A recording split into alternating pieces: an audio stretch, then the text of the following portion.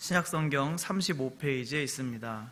마태복음 21장 23절부터 27절까지 봉독하도록 하겠습니다. 예수께서 성전에 들어가 가르칠새 대제사장들과 백성의 장로들이 나와 이르되 내가 무슨 권위로 이런 일을 하느냐, 또 누가 이 권위를 주었느냐.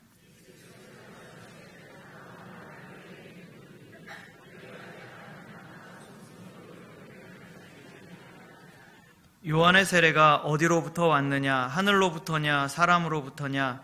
그들이 서로 의논하여 이르되 만일 하늘로부터라 하면 어찌하여 그를 믿지 아니하였느냐 할 것이요.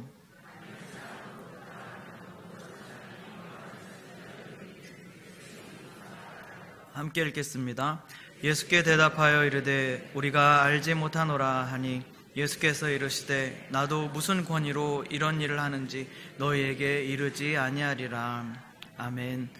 할렐루야.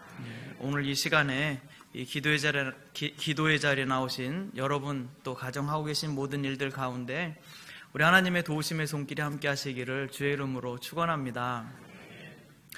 신약 내비게이션 15번째 시간이고요. 지난 시간에 이어서 오늘은 예수님께서 마지막으로 이제 예루살렘에 입성하실 때 베레아 지역에서 사역하셨던 것과 예루살렘으로 입성하시는 과정들, 예수님이 걸어가시는 그 걸음들을 한 걸음씩 이렇게 따라가면서 함께 말씀을 나누고자 합니다. 스크린에 제가 아이패드를 좀 올려주시고요. 오늘 설교를 해서 머리를 깎았더니 중국인 같다는 말을 들었습니다.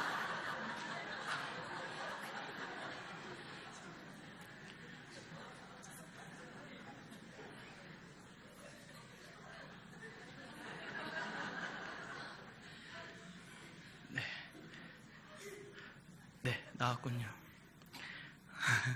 네. 자, 오늘 말씀입니다. 베레아 지역, 예수님이 마지막으로 베레아 지역에서 마지막 사역을 하시게 되어 죽은 나사로를 살리게 되었을 때 수배령이 내려지게 됩니다. 예수를 잡으라! 이 수배령이 내렸을 때 예수님이 에브라임 산지로 들어가서 은둔하시죠. 그랬다가 3개월 후에 베레아라는 지역으로 내려가십니다. 이렇게 보이시죠? 베레아 지역. 어쨌든 제가 동그랗게 표시를 하고 있는데 스크린은 지금 뜨지 않는 것으로 봐서 뭔가가 안 되고 있습니까? 예. 네, 아이패드는 연결이 안 됐다고 합니다. 저만의 착각이었습니다. 베레아 지역 여러분 보세요. 화살표 맨 위쪽에 이렇게 요단강 동편에 베레아 지역이 이렇게 있습니다. 이 베레아 지역으로 예수님이 내려가셨어요. 이쪽으로 왜 가셨느냐? 예전에 70인 전도단을 보낸 적이 있어요. 그래서 이 지역을 전도하긴 하셨지만 마지막 사역지로 이곳이 남아 있었기 때문에 다른 곳은 이제 다 가셨어요. 마지막으로 이 요단강 오른편에 여기에 들려서 마지막으로 복음을 전하시고 이것으로 완성을 하시고 이제 예루살렘으로 들어가시려고 하는 거예요. 그래서 베레아 지역으로 들어가셨을 때 이 베레아 지역은 아주 참 이 땅 자체가 중요한 땅입니다. 제가 이렇게 써놨지만은 아주 옛날에 가나안 땅으로 들어갈 때 모세가 마지막으로 이 모압 산지에서 바라보면서 가나안 땅을 바라보면서 나는 여기까지 같이 들어갈 수가 없습니다 하고서 이스라엘 백성들에게 가나안 땅에 들어가서 하나님의 백성으로 살아가야 될 것을 처음부터까지 쫙 설교한 것이 신명기서라고 알고 계시죠? 바로 했던 곳이 바로 이 베레아 지역입니다. 그리고 여호수아가 바통을 이어받아서 새롭게 출발하면서 하나님 나라를 힘차게 출발했던 바로 이 장소가 베레아 장소예요. 근데 이 백성들이 가나안 땅에 들어가서 어떻게 했습니까? 가나안 땅에 들어가서 바알신을 섬겼죠. 하나님을 떠났습니다. 그리고 그 분열 왕국까지 갔음에도 이 나라가 반으로 쪼개져서 갈라졌음에도 불구하고 아합 왕, 북이스라엘에 있는 아합 왕은 이세벨을 데리고 들어옴으로써 바알 신을 본격적으로 국가 이 왕궁에까지 들어오게 되는 거죠. 그리고 그 딸 아달랴를 남유다의 여호람 왕에게 수출함으로써 시집을 보냄으로써 바알 숭배하는 것이 이 우상 숭배가 남쪽 유다까지, 그러니까 이스라엘 백성이 철저히 무너지고 그냥 부패하는 그 핵심에, 제 얼굴은 띄우지 말아주세요. 제가 너무 당황스러워요. 네, 그 핵심에, 그 부패의 핵심에 어디까지 했죠? 네, 그것을 막아서는데 엘리야와 엘리사가 여기서 총출동해서, 네, 그래 엘리야가, 여러분 열왕기 상하에 왕들이 주인공 같지만 잘 보세요. 가운데 토막, 이 전후반부, 그리고 가운데 알맹이 토막은요, 엘리야와 엘리사가 싸우는 싸움입니다. 하나님 나라를 지켜가는 싸움이에요. 열왕기 상하가 잘 읽어보세요. 왕들이 주인 같죠? 아니요, 왕들은 유대왕 역대지략에 기록되어 있지 않냐 뭐 이러면서 그냥 쓱 넘어가 버려요. 정말 중요한 거는 하나님 나라를 어떻게 지켜나가는, 이 선지자들이 어떻게 지켜나가고 있는가, 엘리야의 그 담대한 싸움들을 크게 그려놓고 있는 거죠. 그 엘리야의 마지막 사역 탁 하늘로 승천할 때 잠바를, 겉옷을 탁 벗어 던졌을 때 그 멋있는 장면 어디입니까? 베레아 지역입니다. 엘리사의 사역이 여기서 시작한 거예요.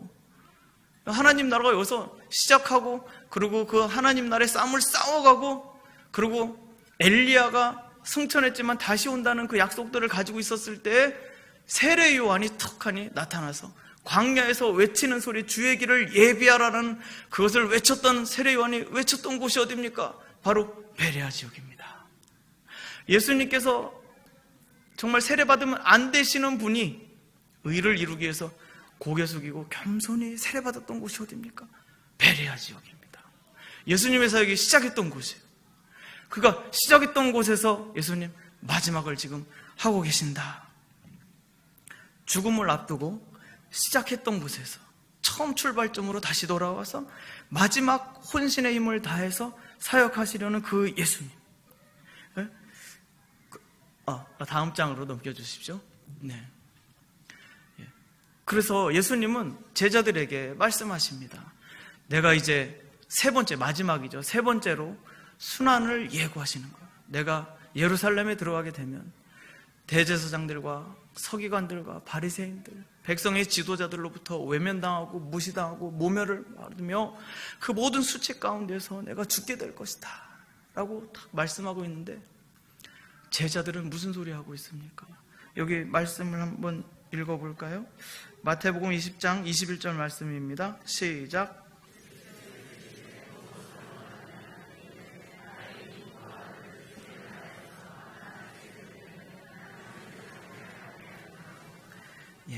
제자들은 지금 무슨 생각을 하고 있느냐? 여기 요한과 야고보는 엄마를 대동하여서, 엄마를 모시고 와서 예수님에게 이런 얘기합니다. 좌의정에, 하나는 우의정에 앉혀주십시오.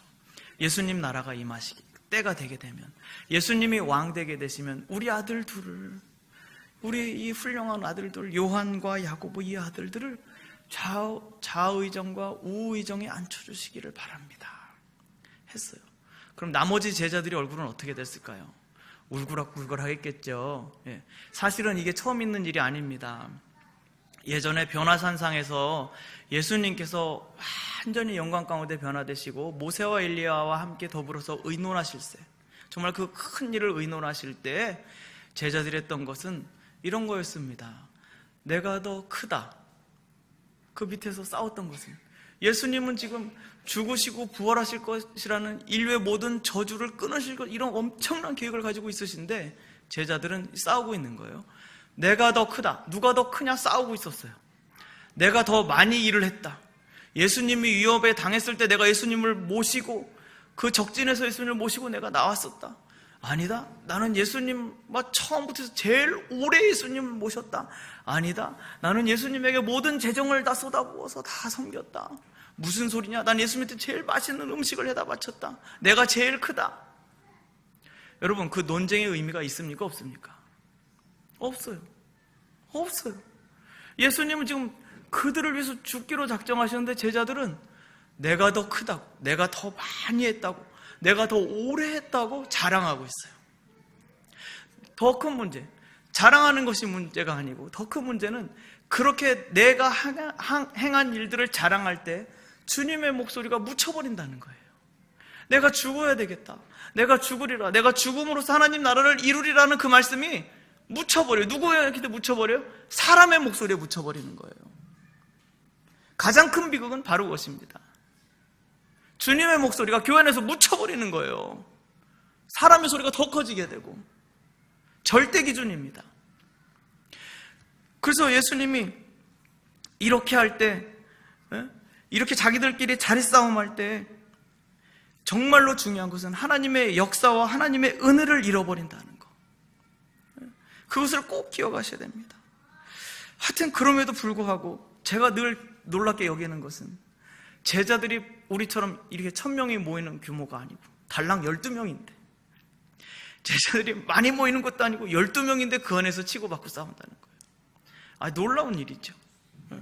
하나님이 앞에 계시는데 그 앞에서 싸우고 있어요. 시간 관계상 이것으로 이렇게 정리를 하겠습니다. 준비는 더 많이 했지만 정리를 하도록 하겠습니다. 중요한 것은 그리스도께서 하시는 순환의 예고의 귀를 기울여야 한다. 그분이 나 위해서 피 흘리실 것을 말씀하시는 것에 음성을 더 크게 들을 수 있도록 귀를 기울여야 한다. 예. 두 번째입니다. 넘겨주시고요. 책 통째로 복사해 왔습니다. 이제 예수님께서 아까 제가 베레아 지역에서 이렇게 내려오셔서 여리고 그 다음에 베다니, 벳박에 이렇게 들어가시게 되는데요.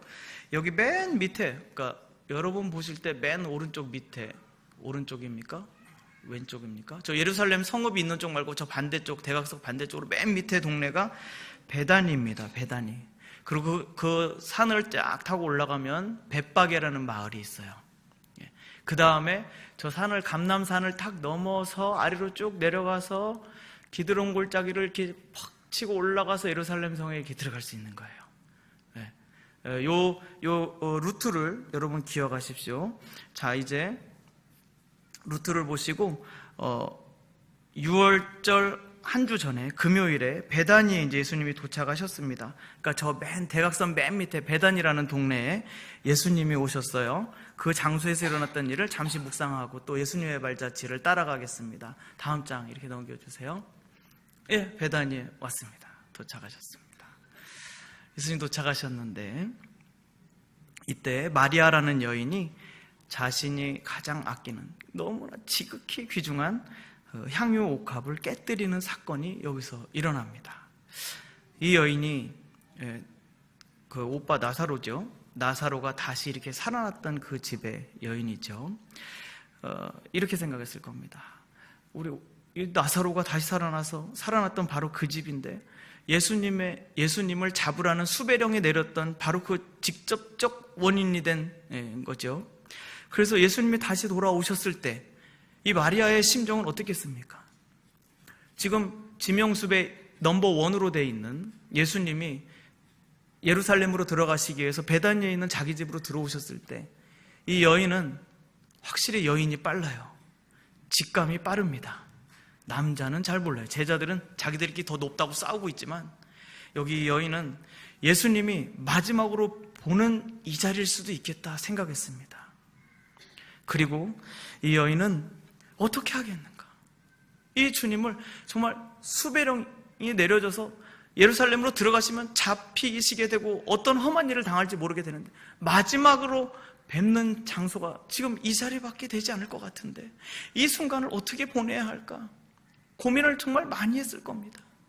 그때 이 여인이 했던 행동은 자기가 가장 아꼈던, 가장 평생 동안 모아왔던 가장 귀한 향유를 그분에게 깨뜨리는 거예요. 한 번도 쓰지 않았던 거예요. 가장 귀한 것을 그분 앞에 깨뜨려서 발에 붓습니다. 기왕 할 거 머리에 붓지. 그렇게 몸을 이렇게 흘러내리면 좀 그래도 몸에도 많이 묻잖아요. 근데 발에 부어요, 발에. 예수님 걸어오셔서 먼지구덩이에서 먼지 많이 묻었을 텐데, 제일 냄새나고 더러운 곳일 텐데 그분의 발에 붓고 그 향유를 발에 붓고 그리고 머리털, 머리 긴 헤어로 머리로 이렇게 그 발을 씻어줍니다. 얼마나 존경하는지, 얼마나 사랑하는지, 얼마나 아끼는지 여러분 그 느낌을 아시겠습니까? 저는 이거 잘 모르는데 옛날에 트레스 디아스 TD라고 이렇게 그게 있어요. 저 아내가 데이트할 때 아내가 저는 성격이 워낙 모나고 날카롭고 예민하고 성질 정말 더러운 사람이어가지고 가서 사랑을 좀 받아보라고 뜨레스 디아스라는 왜 찔리는 분이 계세요? 뜨레스 디아스라는 뭐 하여튼 그 3박 4일간인가 창문도 다 가려놓고 시계도 다 빼버리고 그냥 눈 가리고 아웅 하는 거예요. 계속 그 자리에 앉아 있어야 되는데 깜짝 놀랐어요. 제가 지나가는 길마다 사람들이 그 섬기시는 분들이 무릎 꿇고 다 앉아서 기도만 하고 있는 거예요. 우리 교육받는 사람들을 위해서 지나다니는 길마다 무릎 꿇고 다 눈물로 기도하고 있어. 땅바닥을 치면서. 나 처음에 깜짝 놀랐네. 이분들이 나를 아나? 알지도 못하는 분들이 왜 이렇게 엎드려서 울지? 그 길을 건너서 들어가서 프로그램 강의를 듣는데 성격 까칠한 사람은 강의 들을 때 잘 안 듣잖아요. 헤드뱅잉 했어요. 졸고 그 앞에서 막.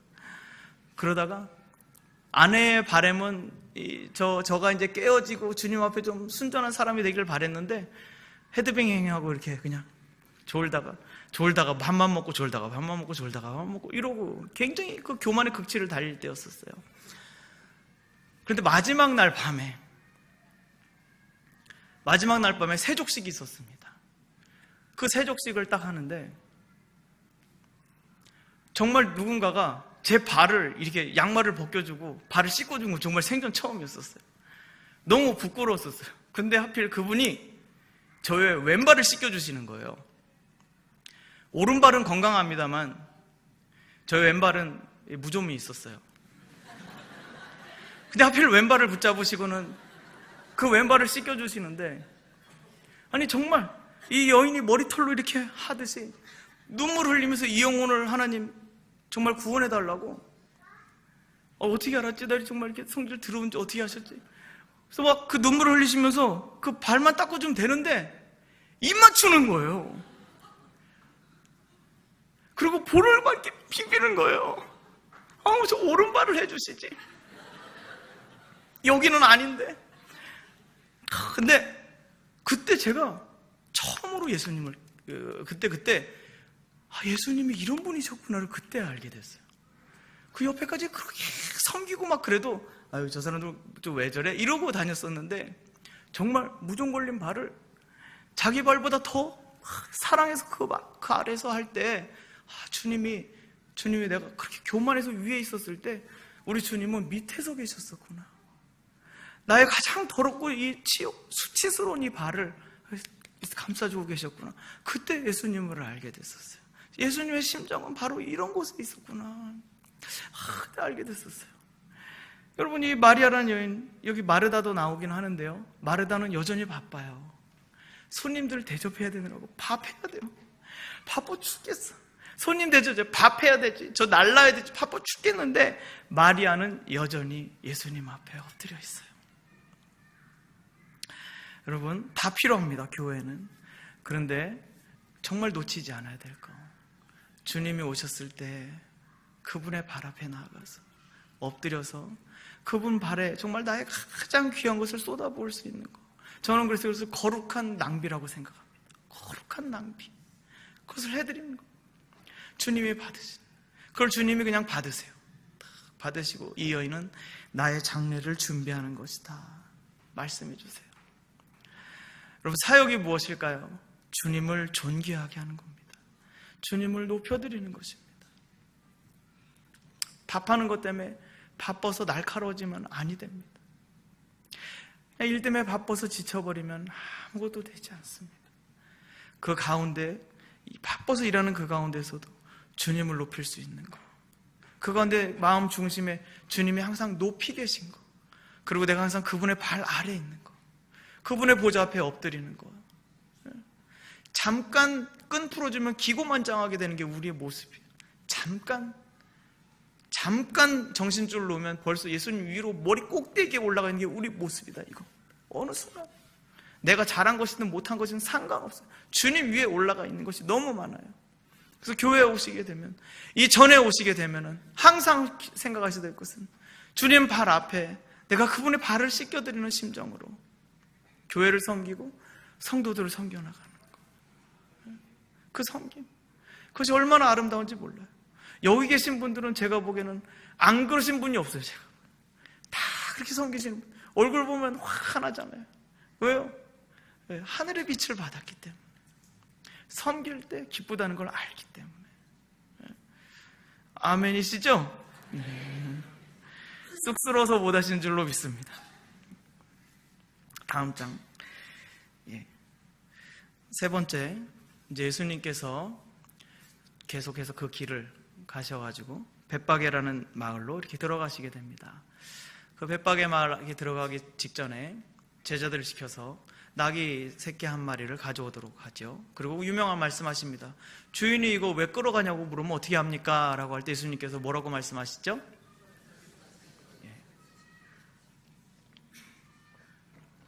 이 일을 왜 해야 됩니까? 라고 질문하면 우리 많이 사용합니다. 주께서 쓰시겠다. 통과합니다. 에서 가지고 오셔서 나귀를 타고 이제 입성하게 되죠. 원래 고대 근동에서는 왕들은 절대 나귀를 타지 않습니다. 노새를 탑니다. 그리고 전쟁에서 전쟁터에서 이기고 승리하고 온 장군은 절대 나귀나 노새를 타지 않습니다. 뭐를 타죠? 말을 타죠. 말을 타고 들어옵니다. 그래서 군사적 영웅, 전쟁에서 이기고 와서 막 정말 폼 다 잡고 군림하고 하여튼 이렇게 세게 나가는 사람들은 말을 타고 영웅 개선을 하죠. 그런데 사실 하나님 말씀에 보면은 말은 이스라엘에서 대접받습니까? 대접받지 못합니까? 대접받지 못합니다. 다윗도 정복전쟁하고 난 다음에 수많은 말들이 생겼을 때 그 뒤에 힘줄을 다 끊어버리죠. 전쟁은 누구에게 속했기 때문에? 여호와께 속했기 때문에. 아시죠? 그래서 말을 탄 자는 전쟁을 일으키는 자입니다. 그러나 이 나귀를 탄 자는, 나귀를 생각해 보십시오. 나귀 주로 하는 일이 무엇입니까? 짐을 지고 묵묵히 가는 일입니다. 그래서 평화와 순종을 상징하죠. 그래서 예수님께서 더구나 나귀도 아닌 나귀의 새끼를 타고 오셨다. 스가랴 9장 9절에 왕이 오실 때 나귀 새끼를 타고 오실 것이다. 그분은 평화의 왕이요, 그분은 평강의 왕이실 것이다. 그분은 섬기시면서 희생하시는 왕이실 것이다. 예언하셨거든요. 그 말씀 그대로 예수님께서는 타고, 종려 사람들은 예수님을 왕으로 모시고 종려가지를 막 흔들면서 호산나 다윗의 자손이시오 막 환호해 줍니다. 그 환호해주는 길을 예수님은 나귀 새끼, 다리가 끝이지 않았을까 모르겠어요. 조그만 나귀여서 뒤뚱뒤뚱 이렇게 약간 자세는 안 납니다. 왕인데 자세는 안 나지만 하여튼 예수님은 왕으로서 이렇게 들어가시게 됩니다. 그런데 아마 질문하실 겁니다. 왜 나귀를 타고 가시는 모습은 하나도 없고 무화과 열매만 잔뜩 저렇게 화면에 띄어져 있습니까? 이제부터 말씀드리려고요. 베다니와 벳바게는 전부 다 무화과가 많이 열리는 지역입니다.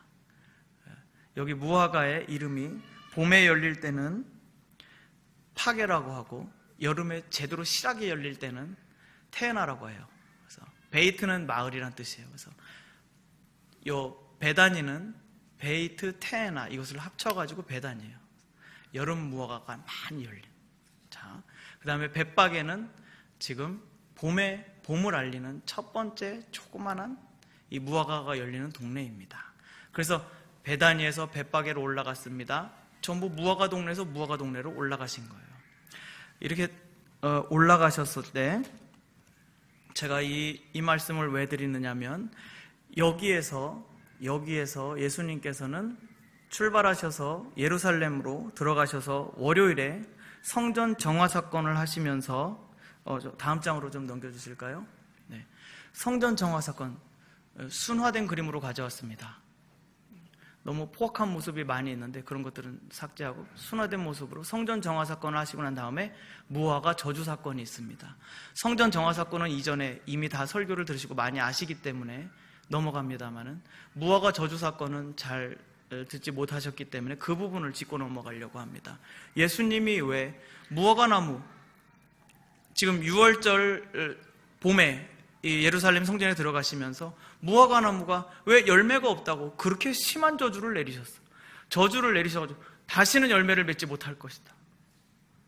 말라 죽어버렸어요. 무화과 나무. 아니 예수님이 사랑의 하나님이 어쩌다 또 이렇게 무화과나무 그렇게 말라 죽게 만드시나? 좀 이게 당황스럽고 그럴 수 있겠는데, 다시 앞으로 사진을 좀 돌려주세요. 그 이유를 잠깐 설명을 드리도록 하겠습니다. 무화과나무는요, 봄에 열립니다. 봄에 열리고 계속해서 열려요. 꽃도 없이 잎사귀와 이파리와 열매가 같이 열려요. 봄에 열리는 것은 아주 작아요. 그래서 상품 가치가 없어요. 이걸 다 솎아줘야 돼요. 그래야 그 다음부터 열리는 것들이, 여름까지 열리는 것들이 실한 것이 열릴 수 있거든요. 근데 이 조그만 놈을 다 따려면은 인건비가 더 들어가 버려요. 네, 그래서 그냥 이 무화과 주인들은 어떻게 하느냐면 아무나 와서 따먹으라 이렇게 개방해 줍니다. 그러면 여러분, 잘 사는 사람들은 상관이 없어요. 말린 무화과를 집에 잔뜩 쌓아놓고 한겨울 내내 먹기 때문에. 그런데 가난한 사람들은 겨울 내내 과일 하나, 단 거 하나 먹을 수 있는 기회가 한 번도 없어요. 그래서 봄이 되기를 간절히 기다리는데, 봄이 될 때 이 파괴를 따먹는 그 맛이, 저 맛없고 작고 볼품없는 것이지만 가난한 사람들에게 있어서는 한겨울을 지내고 처음으로 눈깔사탕 하나 먹어볼 수 있는 기회, 맛있는 거를 맛볼 수 있는 그 유일한 기회인 거예요. 그래서 이 봄에 열리는 이 무화과 열매는 그래서 소망이라는 뜻을 가지고 있습니다. 소망, 간절한 소망. 그리고 가난한 자의 양식이 되는 것이죠. 그런데 재미있게도 이 파괴가 열리지 않으면 그 다음부터 나오는 테에나도 열리지 않아요. 여름에 나오는 실한 열매도 열리지 않는 것이에요. 그래서 파괴가 안 열린다. 그러면 테에나도 없는 거예요. 그렇게 되면 어떻게 되느냐? 남은 이파리만 엄청 무성해. 열매는 하나도 없고. 근데 그 다음에 열리느냐? 질문한다면 안 열려요. 한번 삑 나면 그 다음부터 계속 삑인 거예요. 그래서 지금 예수님께서 이 성전 정화, 다음 장으로 이제 넘겨주시고요. 성전 정화 사건과 함께 무화과를 저주했던 이 사건을 다시 생각해 볼 때 이렇게 이야기할 수 있습니다. 지금 이 예루살렘 성전에 들어가셔서 예수님이 보셨을 때 이스라엘 백성들에게 정말 작은 열매 하나라도 구하셨단 말이에요. 무화과 봄에 열리는 파괴처럼 볼품없지만 정말 작은 소망이라도 가졌었단 말이에요. 이스라엘 백성이 하나님을 정말 경외하고 그분 뜻에 순종하기를 정말 바랬었고 하나님을 환영해 주기를 바랬을 거예요. 그런데 한 사람도 그런 사람을 찾을 수 없었다는 거예요. 그리고 이스라엘 백성, 이 예루살렘 땅이 그렇게 폭력으로, 그리고 거짓으로, 사기로, 그리고 장사 속으로 다 바뀌어져 있어서 하나님이 바라시는 열매는 하나도 안 열리고 이파리만 무성해버린 바로 이 예루살렘을 향해서 예수님은 호통치신 것이고 그것에 대해서 드러내신 것입니다. 저는 가장 두려운 것이 이것이에요. 오랜 시간 동안 신앙생활을 했지만 열매 없어서 이파리만 무성해서 입만 나불대어서 열매 하나 없고 주님이 기뻐하실 만한 거 아무것도 없이 시간만 지나가고, 그리고 이파리만 잔뜩 껴서 아무 쓸모없는 나무, 그래서 결국은 폭폭 도끼로 찢겨서 불에 태워지는 나무가 되지 않을까. 주님이 와서 찾으셨을 때 저 조그만 거 하나 없다고 정말 주님이 정말 절망하시는 상황이 되지 않을까. 항상 조심합니다.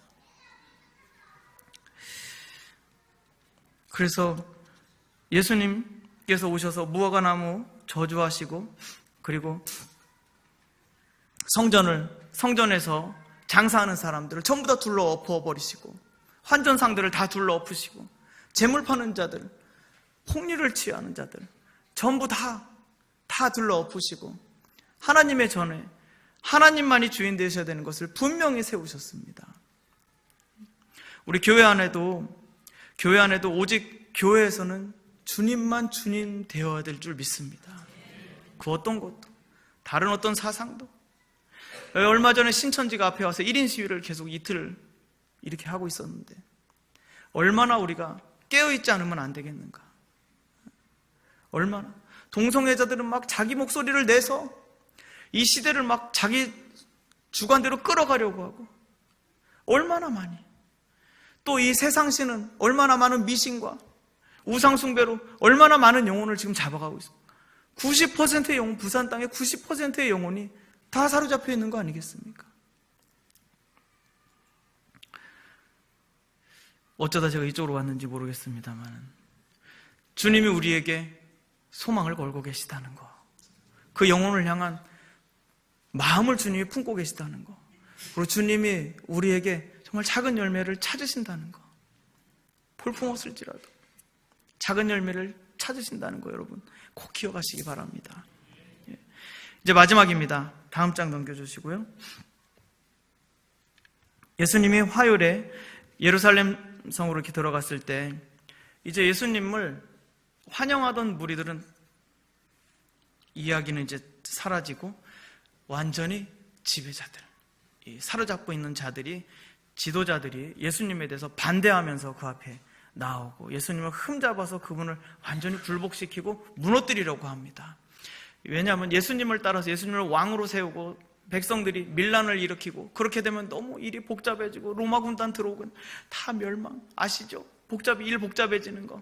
그래서 이 사람들은 사두개인들, 성전을 맡은 사두개인들, 그리고 백성을 이끌었던 율법사들, 바리새인들, 서기관들, 이런 사람들이 딱 예수님을 붙잡고서 흔들어서 넘어뜨리고 여기서 굴복시키려고, 더 이상 주의 일을 하지 못하도록 하려고 질문하는 거예요. 당신 누구십니까? 당신 도대체 무슨 권위로, 무슨 권세로 여기 와서 이런 일을 하고 있습니까? 질문을 하게 되는 것이죠. 총공세입니다. 반대하는 세력들이 총체적으로 다 나서서 질문합니다. 예수님, 당신 누구십니까? 무슨 권한으로 이런 일을 하십니까? 예수님 말씀하시죠. 세례 요한이 무슨 권세로 일을 했더냐? 하늘로부터냐 사람으로부터냐? 딱 질문하니까 이 사람들이 말을 못하는 거예요. 백성들을 두려워했기 때문에. 하늘로부터라고 했다면 인정해 줍니다. 사람으로부터라고 하면 백성들이 다 하늘로부터 온 것을 알고 있는데 어떻게 사람으로부터 왔다고 말을 합니까? 그들은 대답을 할 수가 없었어요. 예수님도 나도 무슨 권위로 일을 하는지 너에게 말하지 않겠다. 딱 자르셨는데 이들이 끈질기게 달라붙죠. 그래서 예수님께서 여기 지금 보시게 되면 두 아들들의 비유, 포도원과 소작인의 비유 다 기억하시죠? 포도원을 잘 읽어서 종들에게 주고 떠났더니, 그래서 그 종을 보내서 이 소작인들에게 소산을 거두오라고 했더니 종들을 죽이고, 아들을 보냈더니 아들은 완전히 죽여 없애자, 종들은 때리고 핍박했더니 아들은 아예 죽이자라고 작정을 했더니 약한 소작인들, 그들의 운명은 어떻게 되겠는가라고 예수님은 둘러서 이야기하십니다. 비유로 말씀하시죠. 말씀하시면서 그들의 운명이 반드시 망하게 될 것이다, 저주 가운데 있게 될 것이다 라고 말씀하셨어요. 그렇게 비유로 말씀하실 때 이 사람들이 여기에 굴복하지 않고, 알아들었겠죠. 알아들었어도 일단 자기들의 목표가 있잖아요. 그래서 바리새인들이 먼저 다가옵니다. 그렇다면 올무에 걸리도록 예수님께 물어보죠. 가이사에게, 로마 황제 시저에게 세금을 바쳐야 되겠습니까? 예수님 뭐라 대답하셨습니까?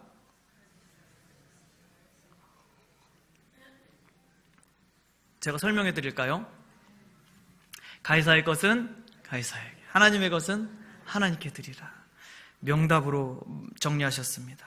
그러자 이제 부활을 믿지 않는 사두개인들이 다가와서 두 번째 질문을 하죠. 그렇다면, 여기 두 번째, 이번에 부활이 있다면 7 형제 남편 중 형제들이 쫙 죽으면서 형수를 이렇게 그 동생이 물려받는 그 결혼에 있어서 마지막에 누가 그 부활할 때, 부활의 시대에 누구의 아내가 되겠습니까? 7 남자를 다 이렇게 지나갔던 여인의 누구의 아내가 되겠습니까? 질문했을 때 예수님은 너는 부활에 대해서 아무것도 알지 못하는구나 하고 말씀하시죠.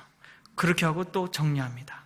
그러자 다시 바리새인, 사두개인, 그다음에 마지막으로 바리새인이 찾아와서, 율법사가 찾아와서 세 번째로 질문합니다. 율법 중에 가장 중요한 계명이 무엇입니까? 흠잡으려고요. 그때 예수님 뭐라고 하십니까? 하나님을 사랑하고 내 이웃을 내 몸과 같이 사랑하라. 이것이 모든 율법, 모든 선지자의 강령이니라. 정확하게 대답해 주셨죠. 맞습니다. 그렇게 말씀하셨을 때 이 사람들은 예수님의 흠을 도대체 잡을 수가 없었어요. 분명히 지금 예수님 누구신지, 예수님은 분명히 하나님의 아들이시라 하나님이다 말씀하셨어요. 나를 믿는 자는 영원한 생명을 얻으리라 말씀하셨어요. 그래서 하나님의 권세로 하나님께서 말씀하실 때 이 사람들은 이것을 받아들일 수가 없었어요. 어떻게 사람인 네가 어떻게 하나님이냐, 어떻게 하나님 참남되게 그런 말을 할 수 있느냐. 그래서 이 예수님을 이 논쟁에서 넘어뜨리려고 했었지만 넘어뜨릴 수 없었어요. 그러자 예수님께서 바리새인들이 모여서 놀고 있을 때, 아까 이렇게 젓가락 하면서 놀고 있었을 때 찾아가서 말씀하십니다. 졸고 계신 분 일어나시라고 이렇게 잠깐 쪼크를 했습니다. 별로 안 웃겼던 것 같은데 끝까지 밀고 갑니다. 바리새인들이 모였을 때 예수께서 이렇게 질문하시죠. 그리스도는 누구의 자손이냐라고 질문하시죠. 그때 대답하기를 다윗의 자손입니다 라고 이렇게 대답을 합니다. 그러자 예수님께서 시편 110편 1절을 인용해서 이 모든 논쟁을 끝을 내버리십니다. 같이 한번 여기 글자가 보이실까요? 맨 밑에 있는 시편 110편 1절을 함께 읽겠습니다. 시작.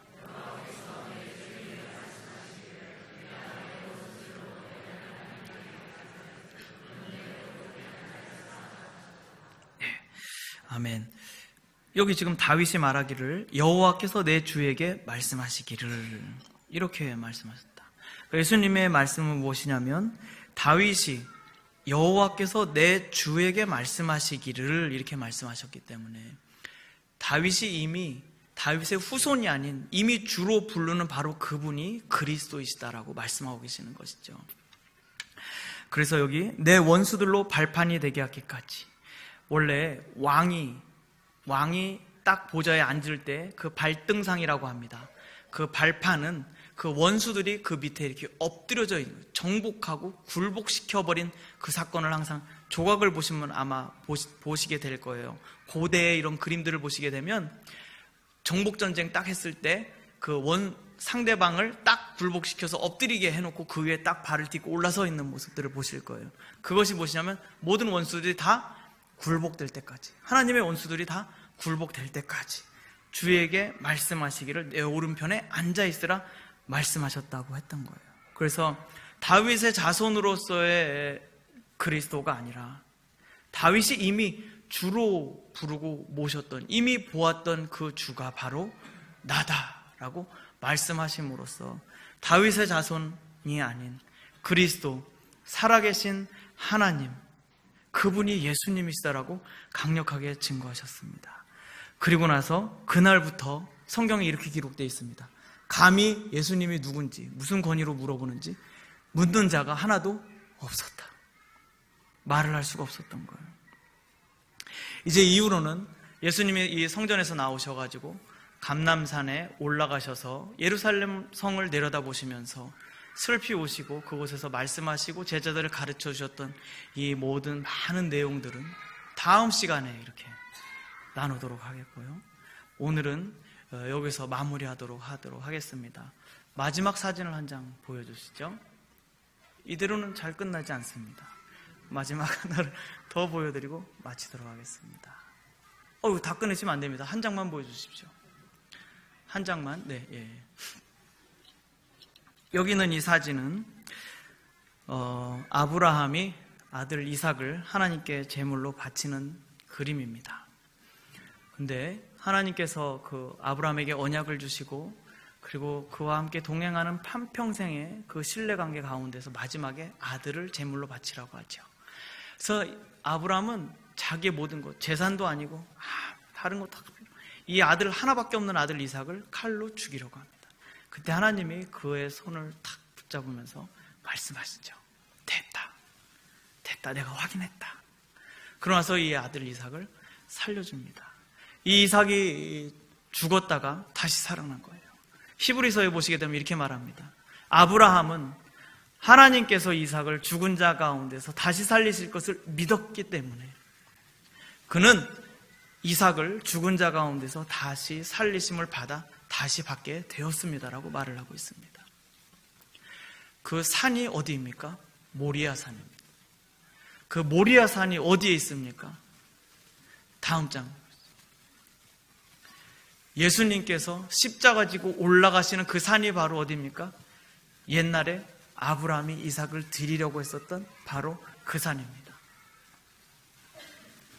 하나님께서는 아브라함과 계약을 맺으실 때 이 언약을 깨뜨리는 자는 죽임을 당하리라 말씀하시고 짐승을 세로로 반을 쪼개서 갈라놓고 그리고 그 언약을 맺으셨습니다. 그리고 원래 하나님과 아브라함 둘이 같이 그 사이를 걸어가면서 언약을 맺었어야 되는 건데 하나님은 어떻게 하셨습니까? 혼자 아브라함이 잠든 사이 몰래 혼자 지나가 버리셨습니다. 언약은 하나님께서 일방적으로 아브라함에게 주신 약속이었습니다. 이 언약이 깨어질 때 내가 죽으리라 약속하셨었죠. 아브라함의 자손들이 반역하고 하나님과 맺었던 언약을 다 잊어버리고 기억하지 못할 때 하나님은 어떻게 하겠다고 약속하셨나요? 내가 와서 죽으리라 약속하셨던 겁니다. 바로 그 산에서 하나님이 직접 오셨습니다. 하나님께서 예수 그리스도를 통해서 하나님의 아들 예수께서 오셔서 정말로 그 언약을 지키시기 위해서 그 자손, 아브라함과 맺었던 그 언약, 그 하나님의 그 자손들, 이 아브라함의 자손들을 위해서 그리고 모든 인류를 위해서 십자가를 지고 정말 죽으러 오셨던 거예요. 그분은 십자가를 지고 그 산으로 올라가셨습니다. 이삭은 죽지 않았습니다. 그러나 예수께서는 가장 비참한 모습으로 죽으셨습니다. 이 언덕을 올라가는데 여러분 베레아 지역에서 여리고를 지나서 베다니 그리고 벳박에 그리고 예루살렘으로 들어와서 이 언덕까지 쭉 올라갈 때 예수님은 한결같은 마음이셨습니다. 내가 이 백성을 위해서 죽으리라. 그리고 이들을 통해서 나를 믿게 될 자들을 위해서 죽으리라 말씀하십니다. 그분은 죽기 위해서 오셨어요. 어디 이런 왕이 다 있습니까? 왕은 군림하고 통치하고 다스리고 뽀대 세우고 허세 부리고 그리고 큰 소리 치는 것이 왕 아니었습니까? 자기 힘 믿고서 사람들 목숨을 파리 목숨처럼 여기는 것이 왕 아니었습니까? 그런데 하나님께서는 왕이신데 참된 왕으로 오셔서 그의 백성을 대신해서 죽어주시는 왕. 왕이 정말 그 백성의 대표라면 그 백성의 허물과 죄를 대표로 해서 정말로 죽어주기로 작정하고 오신 그 왕이다 이겁니다. 예수님께서 십자가를 지고 그 골고다 언덕길을 올라가실 때 그 길이 800m입니다. 저는 그 얘기를 그 얘기를 듣고 너무 깜짝 놀랐어요. 저는 그냥 바로 십자가에서 죽으신 줄 알았어요. 근데 저 무거운 나무를 들고 800m를 걸어 올라가는데 계속해서 쓰러지셨다는 거예요. 도대체 이분은 죽기로 작정하셨어요. 그것도 곱게 죽지 않기로 작정하신 것이고 그리고 끝까지 올라가서 죽으리라는 결단이 있었던 거예요. 그를 방해하는 사람들이 있었습니다. 그를 반대하는 사람들이 있었습니다. 예수님 보고 미쳤다고 말하는 사람들이 있었습니다. 심지어 가족들도 그분을 믿지 못했었습니다. 심지어 3년 동안 공생해야 된 내내 같이 다녔던 12 제자들도 마지막 순간까지 정신 못 차리고 자기들끼리 싸우고 앉아 있었습니다. 근데 그분은 왕이셨어요. 그분은 참으로 그의 백성을 사랑하셨어요. 그리고 그 언약을 깨뜨리지 않고 약속하신 대로 오셔서 십자가를 지고 올라가셨습니다. 이거 마지막 장 올려주시죠. 그리고 그가 다음 장 돌려주시고요. 그가 마지막으로 올라가셨을 때 십자가에서 죽으심으로 그 모든 것을 완성하셨습니다. 무엇을 완성했습니까? 언약을 완성하신, 언약을 이루신 거예요. 그 약속을 완전히 이루셨어요. 우리의 모든 허물을 다 뒤집어 쓰시고 그분이 왕으로서 참된 대표자로서 나의 잘못을 그분이 책임지고 죽어주셨다는 것. 그 은혜의 강물 앞에 오늘 우리는 서 있는 거예요. 그 엄청난 은혜 앞에 우리는 서 있어요. 감당할 수 없는 은혜 앞에 우리는 서 있습니다. 말로 다 형용할 수 없는 은혜 앞에 우리는 서 있습니다. 나 위해 죽어주신 그분 앞에 서 있어요. 우리가 무엇으로 그분의 은혜를 갚을 수 있겠어요?